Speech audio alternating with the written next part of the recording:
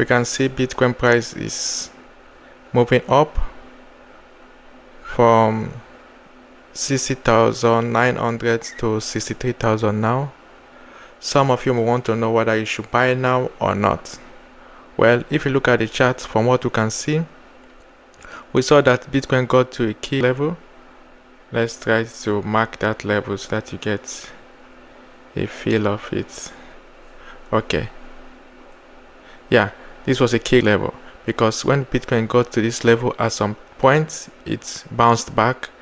Same thing happened at this level, it bounced back again, and now we are seeing a similar bounce.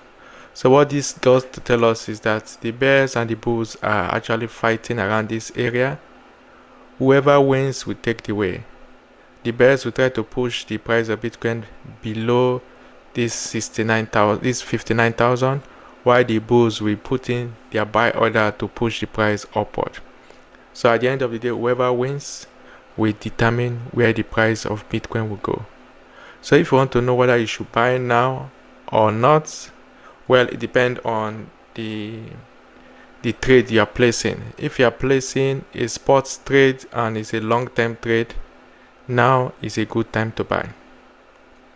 But if it's a short-term trade and you are using leverage, you have to wait and get more confirmation before you can place a trade, because we don't use this kind of long-term charts to trade high leverage. We use this kind of long-term charts to trade spots, because as you can see, Bitcoin price has been falling down, rising up, come down, up, down, up, down, up, down, up, down, up, down, up, down, up, down. So it will not be a surprise if it goes up from here and keep on going up, right? And it will also not be a surprise if Bitcoin price should come back to another key level, because we have another key level down here.